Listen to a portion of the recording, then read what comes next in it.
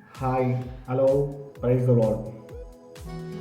இன்றைக்கு நம் ஆண்டவராக இயேசு கிறிஸ்து நம்ம உண்மையாக இருக்கும் பொழுது நமக்கு என்ன கிருபை, என்ன நம்மளுக்கு நன்மை தருவார் என்று ஒரு தலைப்பில் நம்ம வசனத்துக்குள்ளே போகலாம். நெகேமியா எழுதின புத்தகம் 2ஆம் அதிகாரம் 20ஆம் வசனத்தில், பரலோகத்தின் தேவனானவர் எங்களுக்கு காரியத்தை கைகூடி வர பண்ணுவார். மறுபடியும் வாசிக்கிறேன். பரலோகத்தில் தேவனானவர் எங்களுக்கு காரியத்தை கைகூடி வர பண்ணுவார்.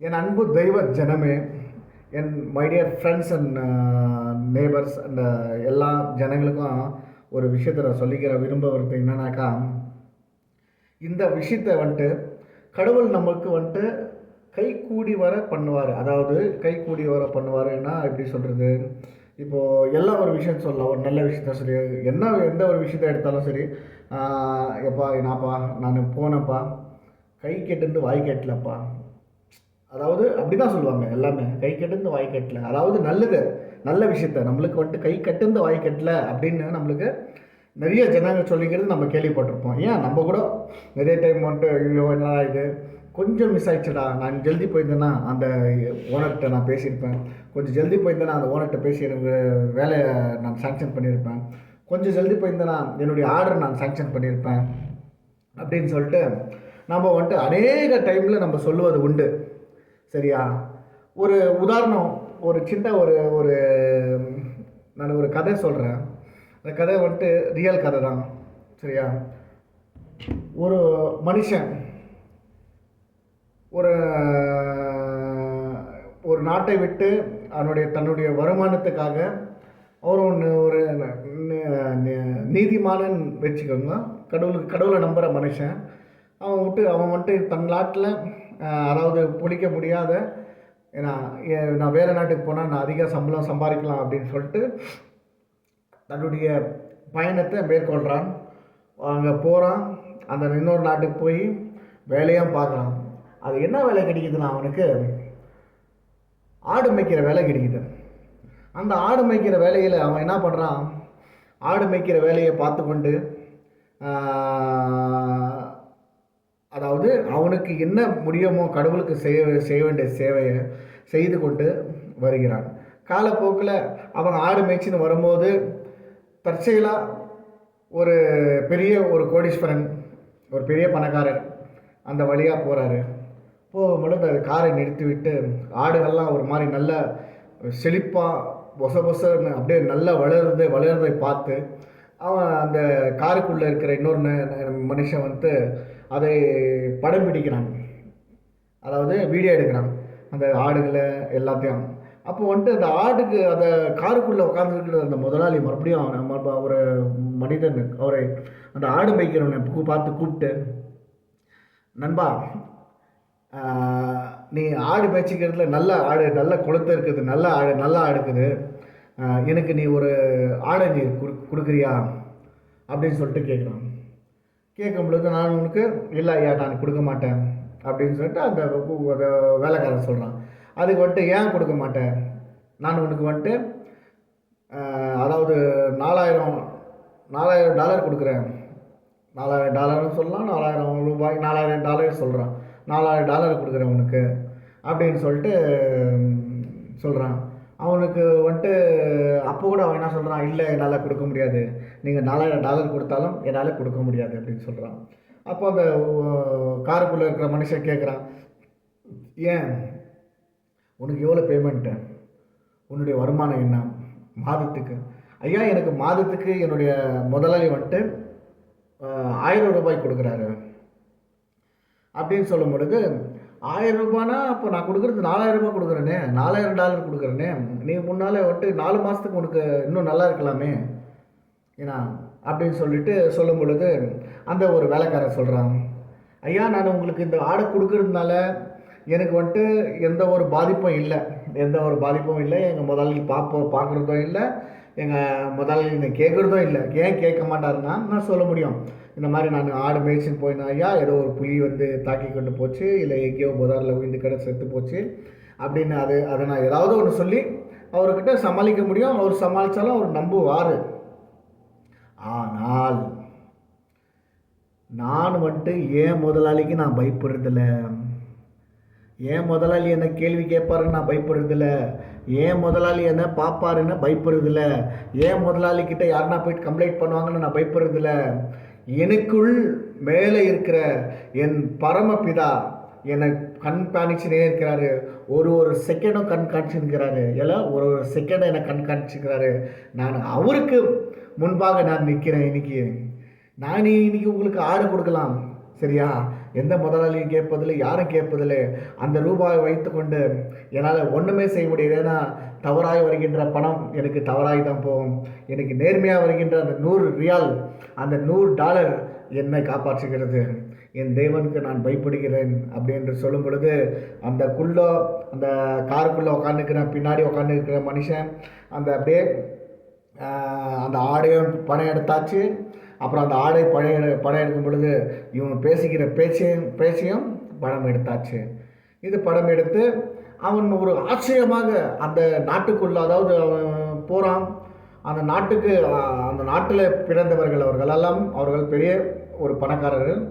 அவர் அந்த நாட்டுக்குள்ளே போகும் பொழுது அவர் சொல்கிறாரு, இப்படிப்பட்ட ஒரு மனிதனை நான் ரொம்ப எளிதாக பார்க்குறேன். ஏன்னா கர்த்தருக்கு, அதாவது கடவுளுக்கு பயப்படுகிற மனுஷனை நான் என் வாழ்க்கையில் நான் முதல் தடவை நான் இந்த மாதிரி பார்க்குறேன் அப்படின்னு சொல்லிட்டு அதை என்ன பண்ணுறாங்கனாக்கா,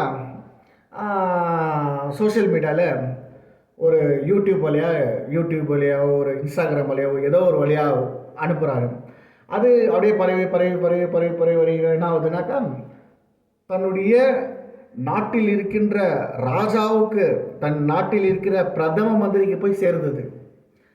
அந்த பிரதம மந்திரி போய் சேரும் பொழுது, நம்ம நாட்டில் இந்த மாதிரி ஒரு கடவுளுக்கு பயந்த ஒரு மனுஷன் இருக்கிறானா, கூப்பிடுங்க அவரை, கொடுங்கள் அவருக்கு ஒரு பட்டத்தை, கொடுங்கள் ஒரு பாராட்டத்தை அப்படின்னு சொல்லி அவரை வரவழைக்கிறார்கள். அதாவது எங்கே யார் எப்படி கண்டுபிடிச்சாங்கன்னு தெரியாது. ஆனால் பிரதம மந்திரி உத்தரவிடுகிறார், இந்த பேச இந்த மனுஷன் எனக்கு வேணும் அப்படின்னு சொல்லிட்டு அவங்க தேடி கண்டுபிடிச்சி அந்த பிரதம மந்திரி கிட்ட போய் நிற்க வைக்கிறாங்க. அந்த பிரதம மந்திரி வந்துட்டு, பரவாயில்ல, நீ ஒரு நேர்மையாக இருக்கிறார், நீ வந்துட்டு ஒரு நியாயமாக இருக்கிறார் அப்படின்னு சொல்லிட்டு அவனுக்கு வந்துட்டு $2 லட்சம் அவனுக்கு பரிசாக கொடுக்குறாங்க. $2 லட்சம் பரிசாக கொடுக்கும் பொழுது, இந்த நாட்டிலேருந்து வந்த அந்த நாட்டுக்கு அதாவது எந்த நாட்டிலேருந்து வந்தானோ அந்த நாட்டுக்கு நன்றி அப்படி என்று அந்த நாட்டு பிரதம மந்திரி சொல்லும் பொழுது, அங்கே அந்த நாட்டு தூதர் வந்துட்டு அந்த பிறந்த நாடு தாய்நாடுல போய் சொல்லும் பொழுது, அந்த தாய்நாட்டு பிரதம மந்திரி ஏன்னா இப்படி நம்மளுடைய, அதாவது நம்ம நாட்டில் இருக்கிற ஒரு மனுஷன் போயிட்டு இன்னொரு நாட்டில் பெருமை, அதாவது ஒரு நேர்மையாக வாழ்ந்து நேர்மையாக வேலை செஞ்சு நேர்மையாக இருந்தானா, அவனை கூப்பிடுங்கள் இங்கே நம்ம தாய்நாட்டுக்கு மீண்டும் வரவேலைங்கன்னு சொல்லிட்டு ஒரு பெட்டிஷன் போட்டு மறுபடியும் அவர்களை தாய்நாட்டுக்கு வரவழைச்சு. ஏன்னா அந்த நாட்டில் $2 லட்சம் கொடுத்தாங்க. ஆனால் எங்கள் நாட்டில் அவனுக்கு நான் $3 லட்சம் கொடுக்குறேன்னு சொல்லிட்டு அவனுக்கு ஒரு நல்ல ஒரு அரசாங்க உத்தியோகமும் கிடைத்து, அவனுக்கு ஒரு நல்ல ஒரு பொசிஷன் வந்து, அவன் ஒரு ஏழ்மை குடும்பத்தில் பிறந்தவன், ஒரு ஏழ்மையாய் வாழ்ந்தவன், ஆனால் கர்த்தருக்கு பயந்தவன், கடவுளுக்கு பயந்து நடந்த மனுஷன். அதை தான் இது குறிக்கிறது. அதாவது ஒரு கடவுளுக்கு பயப்படும் பொழுது, கர்த்தருக்கு நம்ம கீழ்ப்படியும் பொழுது, கர்த்தருடைய ஞானத்தை, கர்த்தருடைய தயவை நம்ம பயன்படுத்தும் பொழுது, நம்ம கீழ்ப்படியும் பொழுது, நம்மளுக்கு வந்துட்டு கடவுள் நம்மளை ஒவ்வொரு நாளும் அபிஷேகம் பண்ணி உயர்த்துவார். ஒவ்வொரு நாளும் அபிஷேகம் பண்ணி உயர்த்துவார். எந்த ஒரு விஷயத்திலும் நம்மை வந்துட்டு அபிஷேகம் பண்ணி உயர்த்துவார். அதுக்கு தான் நம்ம இன்றைக்கு வசனத்தை தான் சமைச்சோம். நான் வந்துட்டு கை கூட பண்ணுவேன் என்றால் எக்ஸாம்பிள், இப்போ நம்மளுடைய ஏதாவது ஒரு நல்ல ஒரு டீல் ஆகுது அப்படி நம்ம போகும் பொழுது அங்கே வந்துட்டு என்னென்னா அந்த டீலை கை கூட செய்யும், அந்த டீலை நம்மளுக்கு ஒரு வெற்றிகரமாக மாற்றி போடும். அதை தான் கர்த்தர் நமக்கு, அதாவது இந்த மாதிரி மனுஷன் இருந்தால்தான், இந்த மாதிரி மனுஷனாக வாழ்ந்தால்தான், இந்த மாதிரி மனுஷன் நேர்மையாக வாழ்ந்தால்தான் கை கூட பண்ண செய்வார். என் ஆண்டவராகிய இயேசு கிறிஸ்துவுக்கு நம்ம கீழ்ப்படியும் பொழுது நம் ஆண்டவராகிய இயேசு கிறிஸ்து ஒவ்வொரு நாளும் நமக்கு நம்முடைய வாழ்க்கையை நான் மாற்றி போட வல்லவராய் இருக்கிறார். அந்த மனுஷன் எப்படியாக வாழ்ந்தானோ, அவன் மனுஷன் வந்துட்டு ஏழ்மையாக இருந்தான், ஆனால் இருந்தாலும் அவனுக்கு கர்த்தருக்கு கீழ்ப்படுகிற மனுஷனாக இருந்தான். அதற்காக தான் கர்த்தர் அவனை உயர்த்தி அவனுக்கு ஒரு நல்ல ஒரு உத்வேகத்தை கொடுத்து, நல்ல ஒரு பொக்கிஷத்தை கொடுத்து அவனுடைய வாழ்க்கையை கர்த்தர் மாற்றி போட்டார். ஏன் மாற்றி போட்டார்? கர்த்தருக்கு பயப்படுகின்ற மனுஷனாக இருந்ததனால் அவனை மாற்றி போட்டார். அதே போன்று நாமும் கர்த்தருக்கு பயப்படுகின்ற மனுஷனாய் இருந்து நம்ம கர்த்தருக்காக நம்ம வாழும் பொழுது தான் நம்மளுடைய வாழ்க்கையை கர்த்தர் மாற்றி போடுவார்.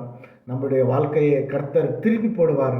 நம்முடைய வாழ்க்கையை கர்த்தர் ஒரு வெற்றிகரமான வாழ்க்கையை கொடுத்து நம்முடைய வாழ்க்கையை ஒரு நல்ல ஒரு பொக்கிஷத்தில் வைப்பார் என்று நம்ம இந்த சொல்கிறதுலாம் இந்த கடைசி வசனத்தை நம்ம தியானிக்கிறோம். இது அதற்காக ஜெபம் பண்ணலாம். என் அன்பின் பரலோக பிதாவே, உமக்கு கோடி ஸ்தோத்திரங்கள் சாமி.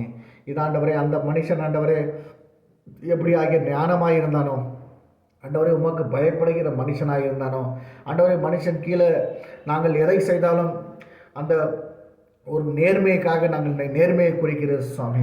அந்த நேர்மையாக இருக்கும் பொழுது அந்த இடத்தில் எங்களுக்கு ஒரு நேர்மையை ஆண்டவரே, நேர்மையாய் நாங்கள் வாழ எங்களுக்கு வல்லமையும் கிருபையும் தாரும் சுவாமி. ஆமாம் ஆண்டவரே, நாங்கள் செய்கின்ற ஃபேக்ட்ரியை ஆசீர்வதிங்க. நாங்கள் வாழ்கின்ற வாழ்க்கையை ஆசீர்வதிங்க அப்பா. எந்த காரணத்து கொண்டோ நாங்கள் எந்த ஒரு தவறும் செய்து விடாதபடிக்கு என் தேவனாகிய கர்த்தர் எங்களை நீர் அபிஷேகம் பண்ணும்படியாய் தேவரை கிருபை செல்லும் ஆண்டவரே. நீர் ஆசீர்வதிங்க, வழிநடத்துங்க அப்பா.